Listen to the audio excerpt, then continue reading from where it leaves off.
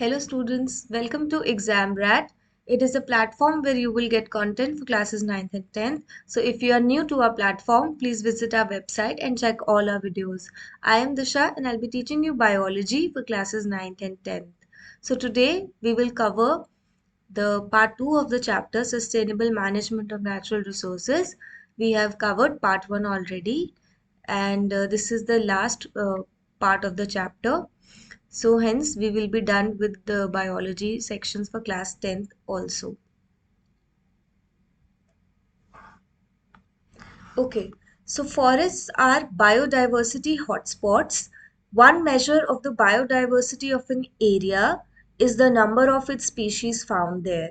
So one measure of a biodiversity हम क्या देख के बोल सकते हैं कि यहाँ पे biodiversity है नहीं है is the number of species found there and the range of different life forms also, for example bacteria, fungi, nematodes, insects, birds, etc. So our so one of the main aims of conservation is to try and preserve the biodiversity that we have. Now, when we consider the conservation of forests, we need to look at four topics it has. Number one is the people who live in or around forests and are dependent on the forest produce. So this will be people around the forest, right? Number two is the people from the forest department or the government officials, someone who owns the land and controls the resources, right? So forest department or the officials, anything, anyone who is controlling the resources. Third is the industrialist who is using something out of the forest to produce something, right? And last is the wildlife nature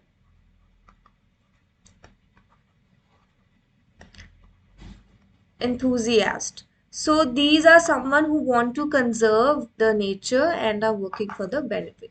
So all these four categories of people that we just studied are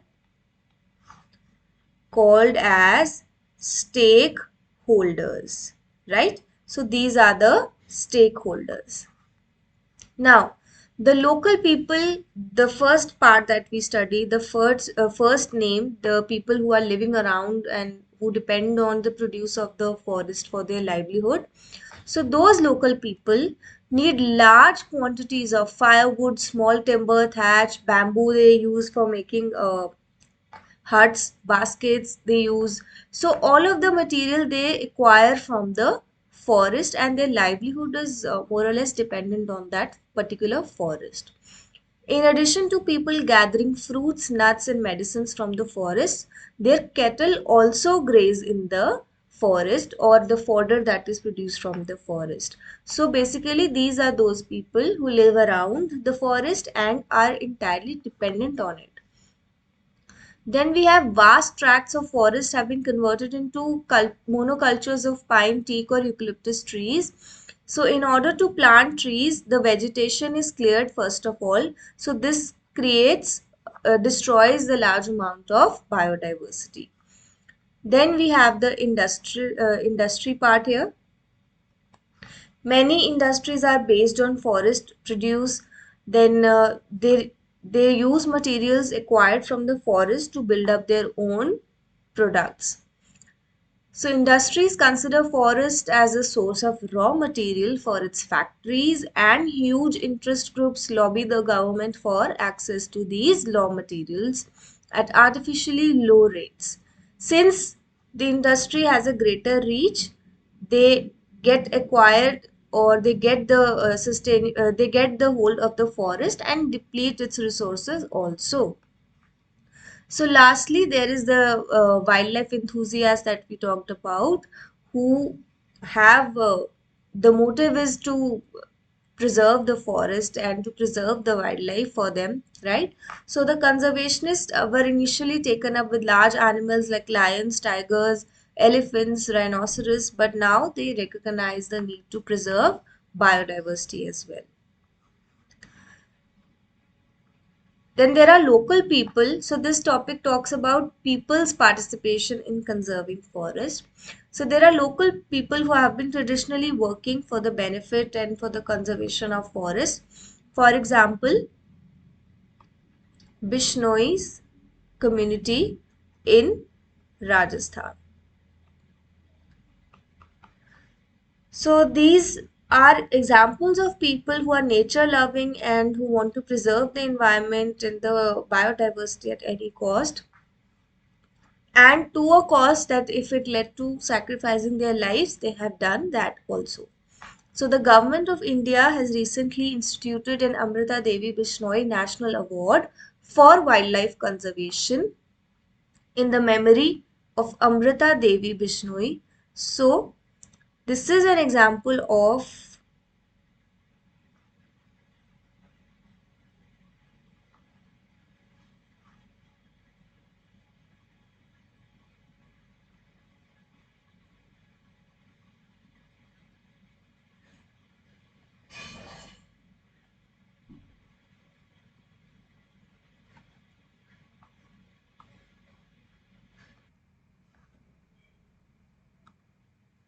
So the government has launched an award in the name of Amrita Devi Bishnoi. It is a national award for wildlife conservation, who in 1731 sacrificed her life along with 363 others for the protection of Khejri trees in Khejrali village near Jodhpur in Rajasthan. So these are examples of people who were so dedicated to the preservation and conservation of wildlife, forests, of biodiversity that they sacrificed their lives also. So their dedication was to such a level. Another example is of Chipko movement, in which it is called Chipko movement because the people, in order to prevent trees from felling or from cutting, they hugged the trees and stood by them so that the contractor would not cut them.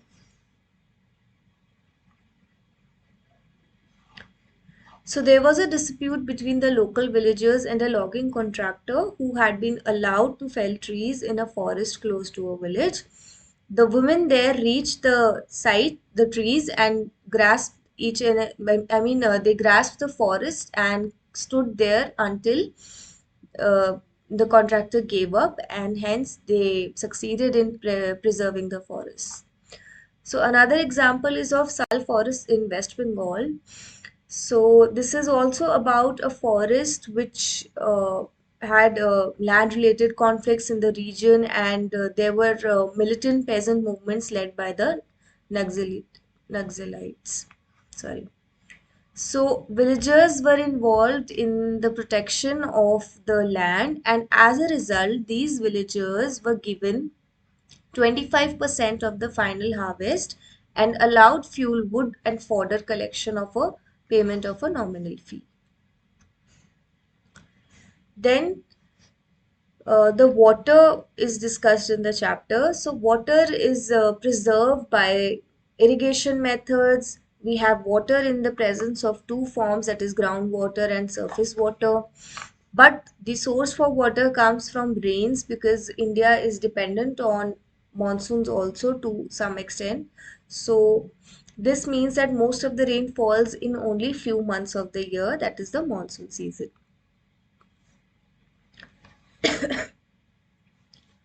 So preservation of water or managing it is, it comes in various forms like dams or other methods. So as we know about dams, but there are different methods and every state has its own kind of different term for it. So in Himachal Pradesh, there are kuls where water flows in streams and these streams are diverted into channels. These schools are managed by 2 or 3 people who are paid by the villagers. In addition to irrigation, water from these schools also percolates into the soil and feeds springs at various points. Then we have dams. We all know about dams. We have studied about it. So dams, although they ensure storage for water, yet they also give a good amount of irrigation and also help in electricity generation. So canal systems leading from these dams can transfer large amounts of water over great distances. That is why they are so important. So example for a dam is the Indira Gandhi Canal, which has brought greenery to considerable areas of Rajasthan. Sorry, so this is about the canals, right? And we have the Indira Gandhi Canal. Then we will talk about criticism about for large dams. So basically the problems that they are causing is social problems, economic problems, and environmental problems. So social problems, because when we set up a dam, we displace a large amount of tribals, peasants from the rehabilitation that they have. So that is the social problem that it causes. Second is the economic problem, because they swallow up huge amounts of public money without the generation of proportionate benefits. And third is environmental problems, because they contribute enormously to deforestation and loss of biological diversity. Then we have water harvesting. So there is watershed management, which emphasizes scientific soil and water conservation in order to increase the biomass production. So the aim is to develop primary resources of land and water, number one, to produce secondary resources of plants and animals for use in a manner which will not cause ecological imbalance. So, as I earlier told you, this chapter is a more or less of a read kind of a chapter. So that is why I'm not explaining much of it. Okay. So watershed management not only increases the production and income of the watershed community, but it also mitigates droughts and floods and increases life of the downstream dam.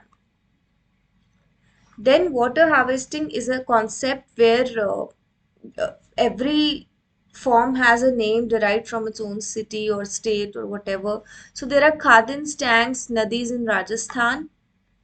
There are tals or bandharas in Maharashtra, bundis in MP and UP, ahars and piles in Bihar, kuls in Himachal Pradesh, ponds in Kandi belt of Jammu region, tanks in Tamil Nadu, surangams in Kerala, and what have I written? Tanks in, okay, this is Katas in Karnataka, right? So then we quickly come to coal and petroleum. Coal and petroleum is formed by degradation of biomass millions of years ago, and hence these are resources that will be exhausted. So basically we should preserve them. That is the meaning, because they will be exhausted. Then our estimated sources have told us that that petroleum resources will last us about 40 years, and coal resources might last us for another 200 years. So when these are burned, the products are carbon dioxide, water, oxides of nitrogen, oxides of sulfur, which lead to formation of carbon monoxide.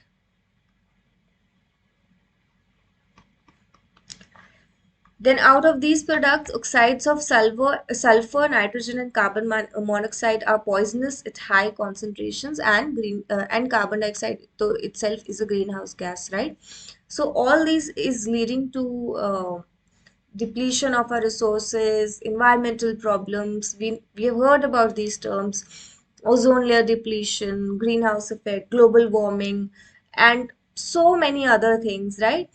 So there are simple choices that we as human beings can make, and we can take care about the energy consumption that we do. We might not be able to change everything that is available in front of us, but taking small steps can just ensure that we are doing our bit for the environment. So number one can be using the lift or taking the stairs. Number two can be using LED bulbs or fluorescent tubes in your homes. Then taking a bus, using your personal vehicle, or walking or cycling, but I would write here whenever possible, right? So there are many things that we can do for the environment, and we should motivate others also to do them. Not much, not in a greater magnitude, but small little things will take us a long, long way. So this is about the chapter. If you have any doubts, you can let us know in the comment section, and thank you for watching.